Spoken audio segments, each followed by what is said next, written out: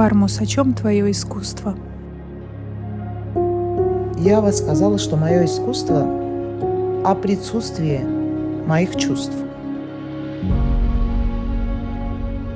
Другим словом, я могу сказать, что мое искусство – это глухонемое кино для меня, потому что у меня на картинах раскадровки из моих мыслей.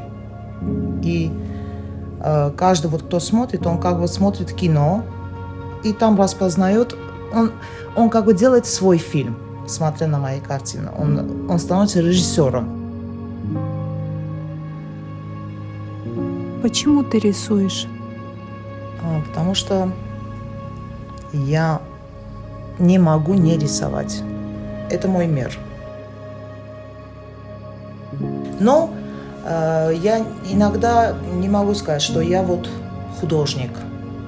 Потому что это такой высокий левел для меня, понятие художника, что даже когда я слышу от некоторых «я художник», я всегда задаю вопрос: а с чего ты взял, что ты художник?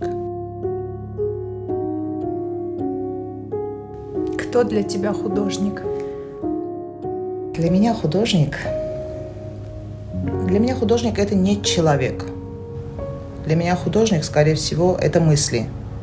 Передо мной может кто-то сидеть, и я подумаю, что вот этот человек, если мне, конечно, его мысли или ее мысли, неважно, мысли человека по душе, для меня он может быть художником.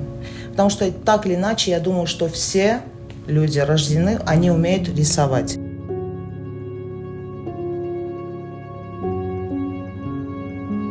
Из искусств самое тяжелое для меня – это именно живопись. А вот именно полотна, они намного трудно усвояемая тема для людей. И это очень нежелательно, если люди проходят просто мимо твоих полотен, и ты как бы себя чувствуешь очень уязвимо. Как рождаются твои образы? Мои образы рождаются спонтанно. От чего они рождаются, это уже второй вопрос. Когда я нахожусь в аскетизме, например, сама собой, и мне никакие там мира чужие не мешают, я начинаю рисовать. Что будет, если убрать из твоей жизни искусство?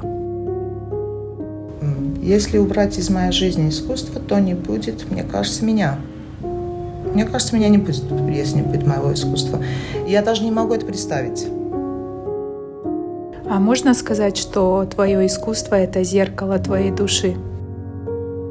Не всегда. В большинстве случаев, да, это зеркало моей души, но не глобально. То есть там есть такой маленький нюанс, что я до конца не могу сказать, что это именно такое общее зеркало моей души. Есть такой момент, где зеркало помутненное, как в древних веках. Ты же видишь себя, и одновременно ты не видишь себя, потому что там уже зеркало стало там желтое, покрытое временем.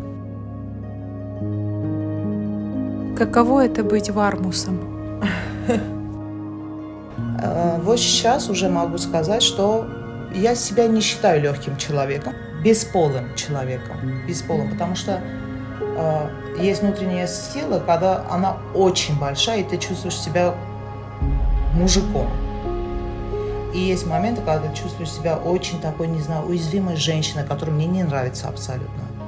На самом деле это не я, но бывают такие моменты, когда именно в этот день я такая. То есть это все переменчиво. Быть Вармусом – это переменчиво и трудно для меня.